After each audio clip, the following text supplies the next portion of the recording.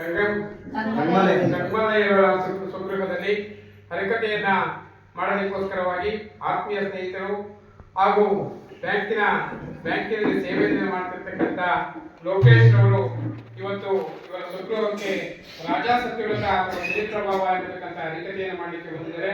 ಅವರಿಗೆ ಅವರ ಕುಟುಂಬದ ವತಿಯಿಂದ ಸ್ವಾಗತವನ್ನ ಕೋರ್ತಾ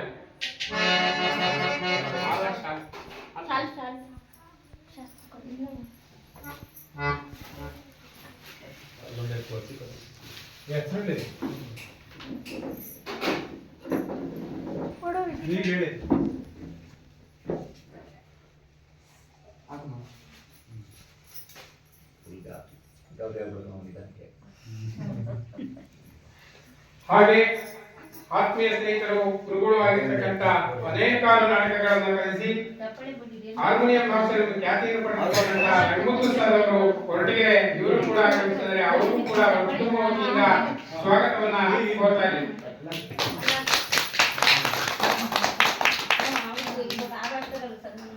ಹಾಗೆ ಹಿರಿಯರು ಆಗಿರ್ತಕ್ಕಂಥ ರಾಮಕೃಷ್ಣಪ್ಪನವರು ತಬಲಾವಾದಕರು ಬೂಚನಹಳ್ಳಿ ದೊಡ್ಡಬಳ್ಳಾಪುರ ತಾಲೂಕು ಇವರು ಕೂಡ ಆಗಮಿಸ್ತಾರೆ. ಇವರು ಕೂಡ ಸ್ವಾಗತವನ್ನ ಕೋರ್ತಾ ಇದ್ದಾರೆ.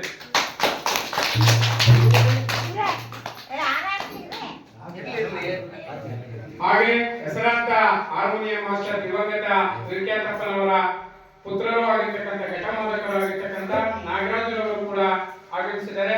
ಅವ್ರಿಗೂ ಕೂಡ ಸ್ವಾಗತವನ್ನ ಕೋರ್ತಾ ಇದ್ದಾರೆ.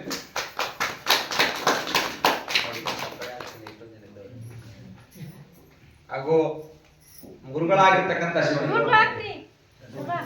ಮಿತ್ರರು ಎಲ್ಲೇ ಭಗವಂತನ ಸೇವೆ ಅವರಿಂದಲೇ ಇವತ್ತು ನಾವು ಅನ್ನ ತಿನ್ಬೇಕಾದ್ರೆ ಅವ್ರನ್ನ ಮರೆಯಕ್ಕಾಗಲ್ಲ.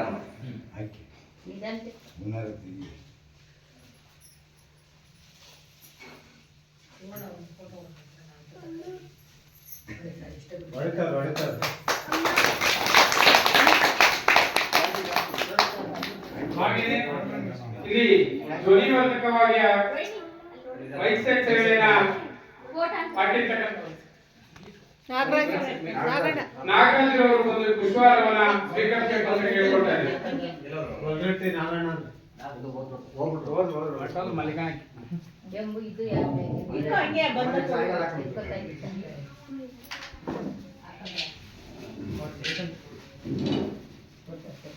ಹಾಗೆ ಕೌರವರು ಪಾಂಡವರು ಜೂಜಾಡಿ ರಾಜ್ಯ ಕೋಶಾಧಿಗಳನ್ನೆಲ್ಲ ಕಳೆದುಕೊಂಡು ಧರ್ಮನಂದನ ತನ್ನ ಸಹೋದರರಾಗಿರ್ತಕ್ಕಂಥ ಭೀಮ, ಅರ್ಜುನ, ನಕುಲ, ಸಹದೇವ ಇವರೆಲ್ಲರನ್ನೂ ಕೂಡ ದುರ್ಯೋಧನನ ಬಳಿ ಕೌರವರ ಬಳಿ ತನ್ನ ಪಣವಾಗಿದ್ದು ತನ್ನ ಮಡದಿಯಾಗಿರ್ತಕ್ಕಂಥ ಪಾಂಚಾಲಿಯನ್ನು ಸಹ ಪಣವಾಗಿಟ್ಟು ರಾಜ್ಯ ಕೋಶಾಧಿಗಳೆಲ್ಲವನ್ನು ಸೋತು 12 ವರ್ಷ ಅಜ್ಞಾತವಾಸಕ್ಕೋಸ್ಕರವಾಗಿ ಯಾವ ಕಾಮಿಕಾವನಕ್ಕೆ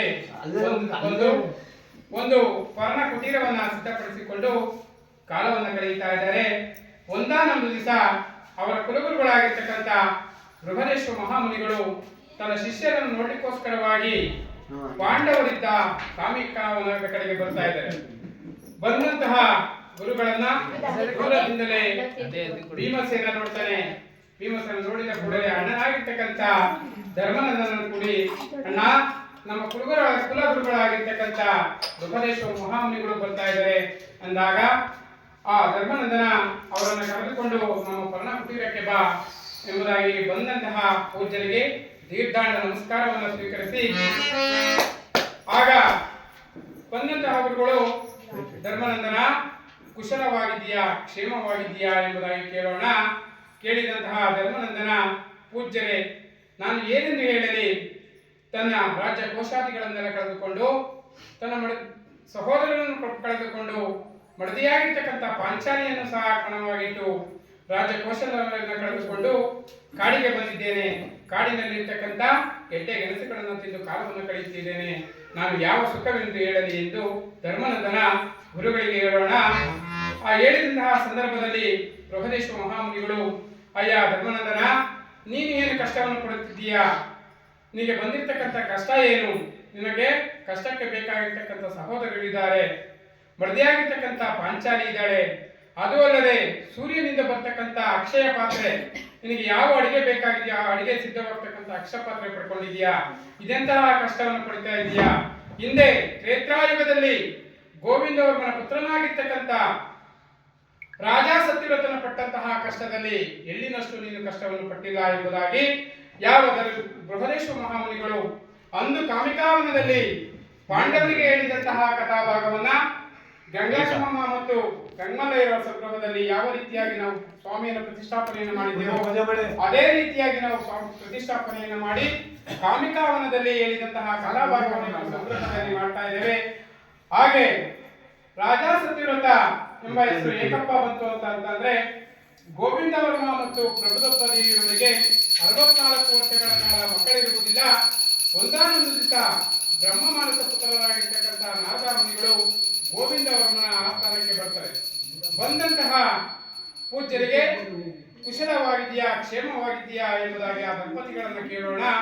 ಅಯ್ಯ ಪೂಜ್ಯರೇ, ನಾವು ಏನೆಂದು ಕೇಳಲಿ, ನಮಗೆ ಮಕ್ಕಳಿಲ್ಲ, ಎಲ್ಲಿ ಹೋದರೂ ಕೂಡ ಬಂಜೆ ಬಂಜೆ ಎಂಬುದಕ್ಕಂತ ನಮ್ಮನ್ನ ಆಡಿಕೊಳ್ಳುವರು ಎಂಬುದಾಗಿ ಹೇಳೋಣ.